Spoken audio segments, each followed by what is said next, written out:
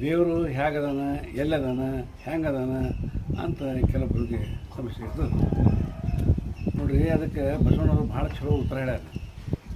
ಮಹಾತ್ಮ ಬಸವಣ್ಣವರು ಹೇಳ್ಯಾರ, ದೇವ್ರ ಸ್ವರೂಪ ನೋಡ್ಬೇಕಾದ್ರೆ ಅವ್ರು ಹೇಳ್ತಾರೆ, ಜಗದಗಲ ಮುಗಿಲಗಲ ಮಿಗಿಯಗಲ ನಿಮ್ಮ ಮಗಲ, ಆಕಾಶದಿಂದ ತತ್ತ ನಿಮ್ಮ ಶ್ರೀ ಮುಕುಟ, ಪಾತಾಳದಿಂದ ತತ್ತ ನಿಮ್ಮ ಶ್ರೀಚರಣ ಅಂತ ನೋಡ್ರಿ.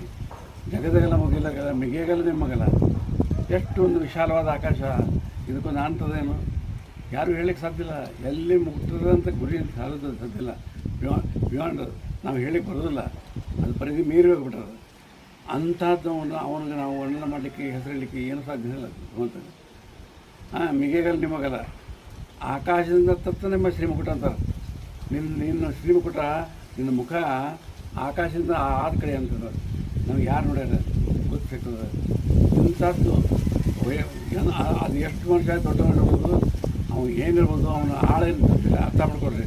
ಆಕಾಶದಿಂದ ತತ್ತ ನಿಮ್ಮ ಶ್ರೀಮುಕುಟ, ಪಾತಾಳದಿಂದ ತತ್ತ ನಿಮ್ಮ ಶ್ರೀಚರಣ, ನೀವು ಪಾದಕಗಳು ಪಾತಾಳದಿಂದ ಅತ್ತ ಕಡೆ ಅಂತ ಹೇಳ್ತಾರೆ.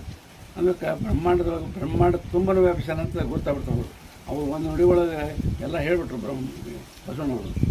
ಇನ್ನು ಅದನ್ನು ಕಂಡುಕೊಳ್ಳಿಕ್ಕೆ ಪ್ರಯಾಸ ಮಾಡೋದು, ನಿಮ್ಮ ಅನುಭವ ಬರೋದು ಆ ಮಾತ್ರ ಬೇರೆ.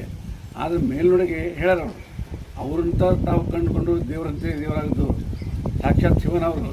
ಯಾಕಂದರೆ ನಮಗೆ ಸಾಮಾನ್ಯ ಜನಸಾಮಾನ್ಯ ತಿಳಿಯಲಿ ಅಂತೇಳಿ ಒಂದು ಗ್ಲಾನ್ಸ್, ಒಂದು ಸಣ್ಣ ಒಂದು ಇದಕ್ಕೆ ಉದಾಹರಣೆ ಕೊಟ್ಟು ಹೇಳ್ಯಾರ ಅವರು.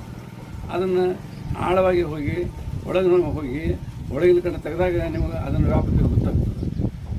ಆವಾಗ ಗೊತ್ತಾಗ್ತದೆ ಅರಿವಿಕೆ. ಇದು ಬಾಹ್ಯವಾಗಿ ಪ್ರಕೃತಿ ಒಳಗೆ ಹೋದಾಗ ನೀವು ಅಂತರಾಳದಾಗ ಅಂತರಂಗದೊಪ್ಪನೆ ಹೊಳಿತದೆ. ಒಂದು ದಿವಸ ನೀವು ಹಾಗೆ ಆಪ್ ಮಾಡ್ತೀರಿ. ಬಸವಣ್ಣರು ಯಾವ ಪ್ರಕಾರವಾಗಿ ಭಕ್ತಿ ಭಂಡಾರವನ್ನು ಸಮರ್ಪಣೆ ಮಾಡಿ ಎಲ್ಲವನ್ನು ಸಂಪೂರ್ಣವಾಗಿ ಅರ್ಪಣೆಗೈದು ಪ್ರಾಪ್ತಿ ಮಾಡಿಕೊಂಡು ಭಗವಂತನ ಆಹ್ವಾನ ಮಾಡಿದರು.